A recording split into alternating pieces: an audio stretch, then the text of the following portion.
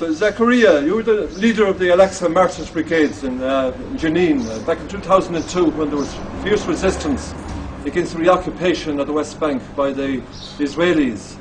But now the resistance is evaporated more or less. I mean, your uncle Jamal there in a recent interview said that Jenin is like a ghost town. You know, all the old fighters sit around, you know, smoking and complaining and moaning, and there is no resistance as such. And would you like to comment on that?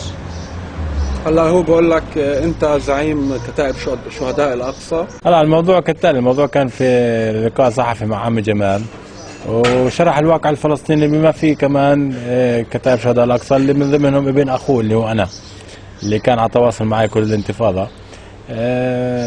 في بدايه الموضوع بدي احب انوه انه بعض الصحافه الصفراء مثل القدس العربي. What Zakaria said is that in the last interview with his uncle Jamal, you know, some people and some yellow press or some yellow propaganda have somehow misinterpreted and used the interview for their own goals, such as Al-Quds Al-Arabi, and some people have somehow, you know, insulted him or insulted his family, but such as Abdel Bari Atwan, you know.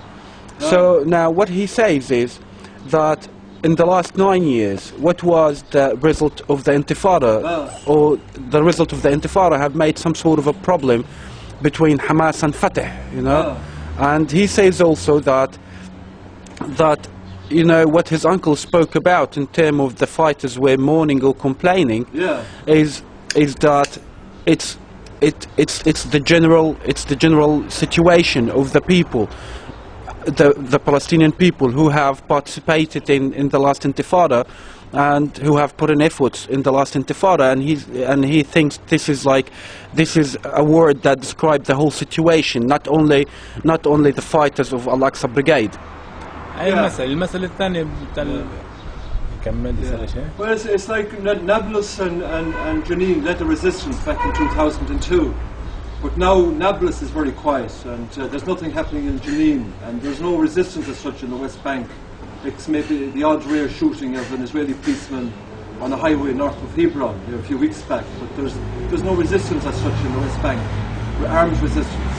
What he says that about this person in Hebron, the peace activist who got shot, he says that the situation in Hebron is a little bit difficult because we get lots of settlers, and we get lots of things, and maybe the people get a little bit confused about his identity. Israeli policemen that got shot dead, and some others. So they were in a highway north of Hebron. It was an Israeli policeman. Yeah, Israeli policeman. They shot him dead. Like بحكي لك انه هذا شرطي اسرائيلي اللي قتلوه بالخليل. لا معناته مش ناس السلام. انا فهمت هيك منه. اوكي. Yeah, they said who claimed responsibility was the Al-Aqsa Martyrs Brigades, Al-Mughniya section.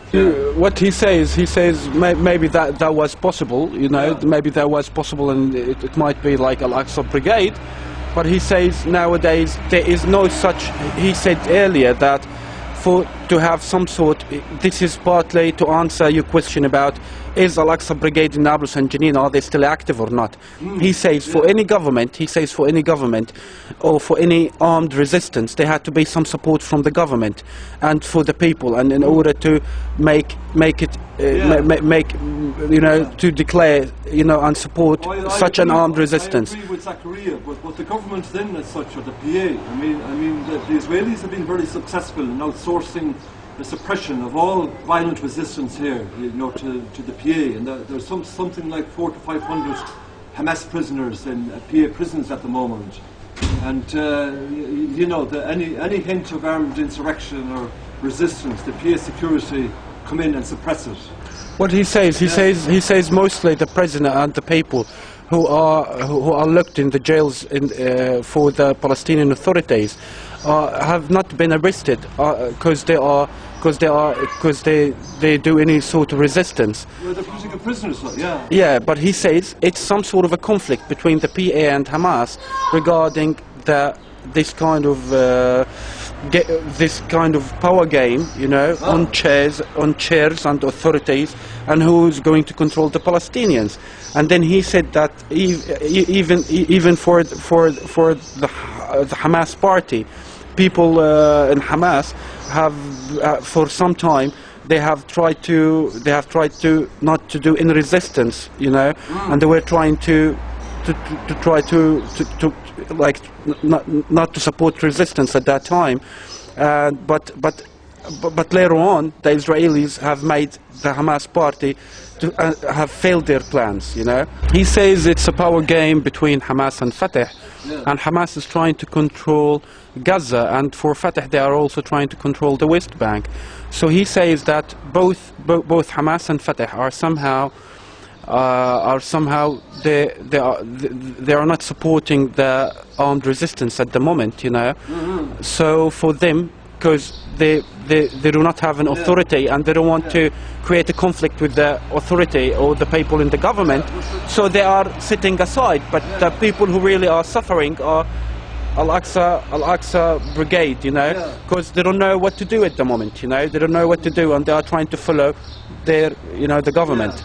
But I mean, I know Yasser Arafat has set up the Al-Aqsa Brigades as a counterweight to Hamas, but behind the power play, it's not just simply a matter of civil war. So it's behind the power play is American General Keith Dayton, and you know, the Fatah security people, or PA security people, they're trained in Jordan with Israeli army officers, quite satisfied with their prowess or whatever. There's Israeli army officers in the firing range. There Israeli army officers attend the passing out of the PA security people.